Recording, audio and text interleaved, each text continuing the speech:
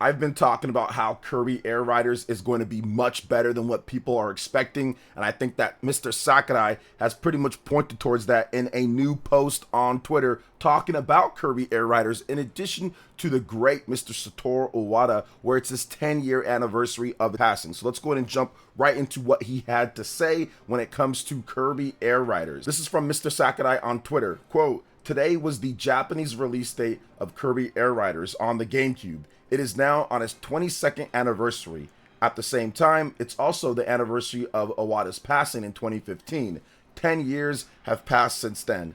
Iwata and I were about 10 years apart in age. I'll be catching up to him in age now, won't I? Right now, I'm pouring my heart into making Kirby Air Riders. It's shaping up to be something great." So for those who don't know the history of it, I highly suggest checking out Did You Know Gaming on Mr. Iwata and what he did with HAL back in the day with Masahiro Sakurai. Those guys formed an unbreakable relationship that led to, of course, making HAL great, which is the current developer of Kirby, but then also making one of the most legendary franchises of all time with Super Smash Bros. And what that's turned into. So those two have such a great relationship overall, and it's one of those things to where it's really touching for Mr. Sakurai to still bring him up and say, you know what, hey, look, this has been the 10 years, like, you know, he wants people to still talk about him and his legacy overall, and I think that it's no coincidence that he's also talking about this at this point when it comes to Kirby Air Riders and that character Kirby, because that was the bond that they did share overall at first when it comes to professionally and of course their personal life. So I feel that Mr. Sakurai is going to pour his heart into this. He is going to make this an incredible game, not only because he loves the character, he's the creator of it and everything, but also because that character was that bond that they had at first when it comes to HAL overall and what happened. So I'm expecting Kirby Air Riders to be absolutely incredible. I know some people don't really think too much of it. It's just like this weird spin-off GameCube game that was made a number of years ago, decades ago at this point. But man, if you've played stuff like Kid Icarus Uprising, obviously Super Smash Bros., there's a certain level of polish and style that Sakurai does to his games, and I absolutely believe that Kirby Air Riders is going to get that when it comes to the difficulty, when it comes to the options, when it comes to the game modes, when it comes to just everything, utilizing the system that it's on and the technology. It's usually some of the best. I was not expecting Kid Icarus Uprising to be as good as it was. I had played the previous games that were made by not Masahiro Sakurai, and I wasn't really expecting that level of incredibleness when it comes to the game, and man, was I wrong, because that game ended up being a blast overall, and there was just so much little touches that you can tell that the person who created Super Smash Bros. Also created this game. So that's what I'm expecting when it comes to Kirby Air Riders. I'm expecting a certain level of polish within the menus, within the gameplay, within the options, with what you can do, the single player campaign, multiplayer. I'm expecting it to be pretty good, because Masahiro Sakurai would not be teasing it like this when it comes down to it if it wasn't going to be awesome. And this is one of the best ways that he can honor the late great Mr. Satoru Iwata with something that he has done, that he is taking from his heart and kind of making in a character that they both kind of came up with in the video game industry. So I cannot wait to see what else they have in store for us when it comes to Kirby Air Riders. But before we get into this next topic with Donkey Kong, we are giving away 3 digital copies of Donkey Kong Bananza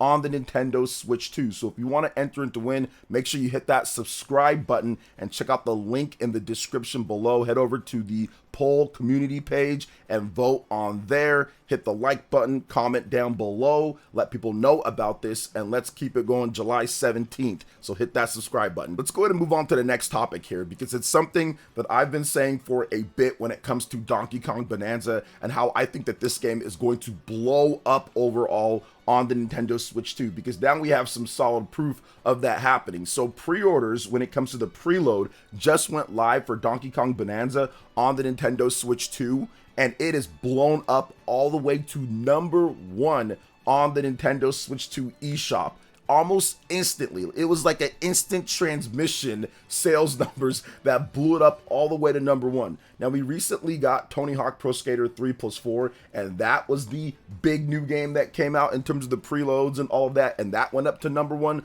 above Mario Kart, above Cyberpunk, above Fantasy Life, and all the different games that have been at the top of the charts. But Donkey Kong is a whole new thing at this point, because it is blowing up on the charts. And we also know that the game has been #1 or has been hovering around #1 when it comes to the Amazon pre-order charts as well. So I think that this game could easily do a million plus day one on the Nintendo Switch 2, despite the system not really having that many systems overall out there compared to, like, let's just say the Nintendo Switch 1 or other platforms that have been out for years. But I think that the platform is rapidly evolving, and Donkey Kong is going to be one of the games, along with the third-party titles and along with Mario Kart World, that's going to help it explode and get bigger and bigger, because you don't necessarily see that too often. I mean, sometimes you see that, but the way that the charts are done, it's actually a beneficial type of thing, because the charts are based off of the revenue over the last 3 days. So it's not based off of people that are just discounting their game down to 99 cents or to $2 to try to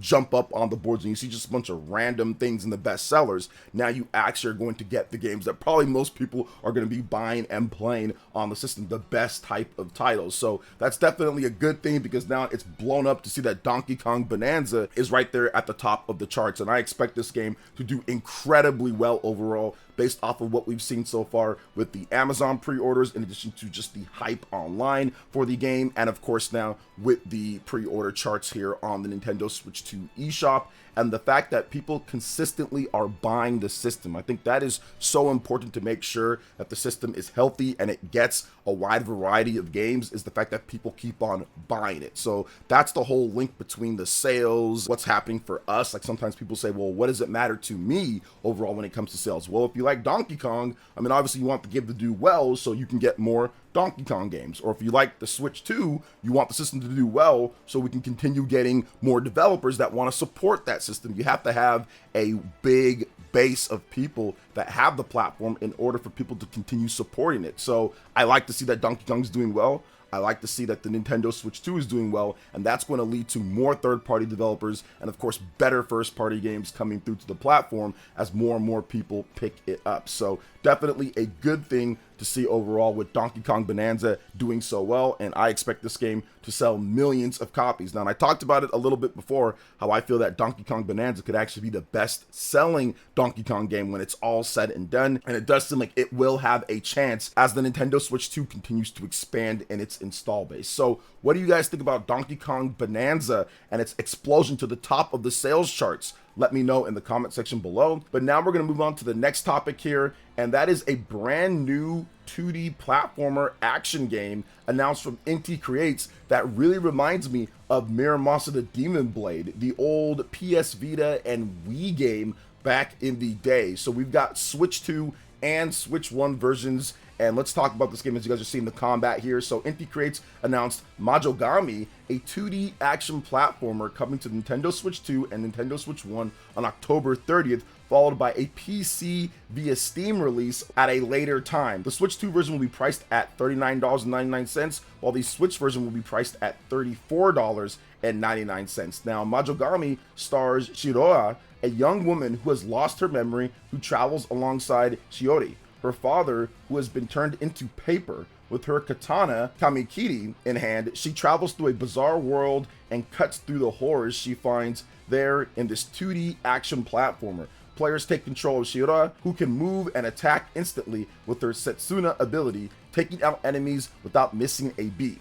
Along her journey, Shiroa will collect cards imbued with her memories called Ricarte, and she faces off against a diverse Mahjongami divine craft witches who control the world. The craft witches, with their twisted hearts and powerful magic, stand in Shiroa's way as she tries to escape their domain. In addition to her Setsuna attack, she can rely on Shiori's defense signals and the power of the guardians she meets, the Astrals, to transform herself into new fighting forms. By defeating these craft witches, Shiroa will slowly regain memories of both her and Shiori's life, deepening their bonds and revealing her story. So very interesting. I mean, we're really I would say, stranger to the amnesia plot when it comes down to it. Like, when it comes to Japanese games and the amnesia plot, it is always the tried and true. But no, it works well, and obviously as you go along, you'll learn more and more about it. At first I was like, what's this game? Kind of looks weird. But like I said, the more and more I look at it and kind of see the different screenshots and the gameplay, the more it reminds me of a game that I really enjoyed on the Wii, which was Miramasa the Demon Blade. That was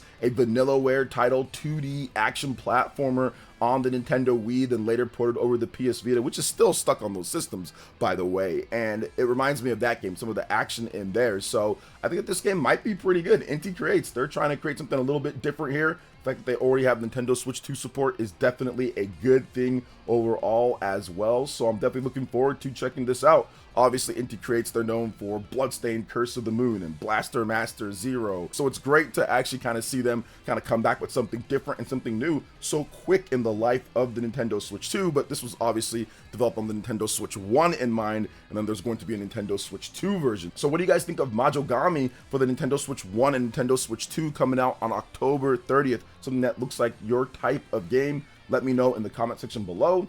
But now we're going to move on to a very cool announcement, which is definitely exciting for Atelier fans out there, because Atelier Ryza Secret Trilogy Deluxe Pack has been announced for PlayStation 4, PlayStation 5, PC, Switch, and the Nintendo Switch 2, and it's due out this year. So publisher Koei Tecmo and developer Gust have announced this Atelier Ryza Secret Trilogy Deluxe Pack. This one's interesting because it's going to actually come with some new content. Now the collection includes Atelier Ryza Ever Darkness and the Secret Hideout DX, Atelier Ryza 2 Lost Legends and the Secret Fairy DX, and Atelier Ryza 3 Alchemist of the End and the Secret Key DX, as well as exclusive content such as a new playable characters and new story elements for all three titles. A special livestream dedicated to Atelier Ryza's Secret Trilogy Deluxe Pack is planned for August 4th at 5 a.m. PT, 8 a.m. ET, which will reveal further information and more footage.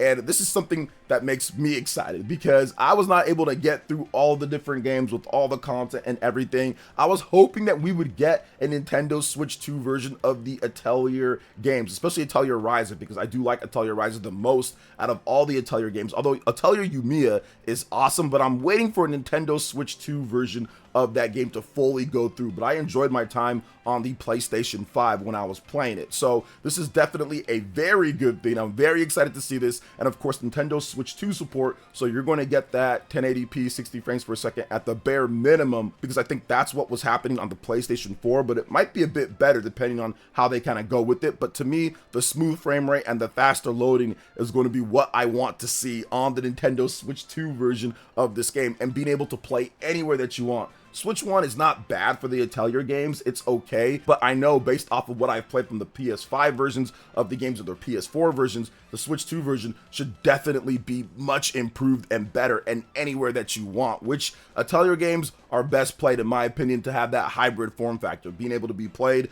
on the go because you have to collect resources and things like that, and then also being able to be played on the TV. So I've been waiting, and I'm happy that I did, because I'm going to be picking up this trilogy pack. So we'll get more information on August 4th, and I'll be reporting back on what we get from there. So what do you guys think about Atelier Ryza Secret Trilogy Deluxe Pack? Let me know in the comment section. But now we're going to move on to the final topic here, and another game that I'm very excited about, because this game was like a whirlwind, and that is Ys 10 Proud Nordics. I didn't even get a chance to really play Ys 10, but before Ys 10 could even come out, and for me to be excited to play it, Proud Nordics is coming out, and it's got 120 FPS mode on the Nintendo Switch 2. Wow, I was not expecting that, because usually like with Falcom games, they have 120 FPS modes, but for like the PlayStation 5 or PC or something like that. Not for Nintendo Switch 1, obviously, like they're only capped like at 30 FPS on Nintendo Switch 1, but for Nintendo Switch 2, 120 FPS mode,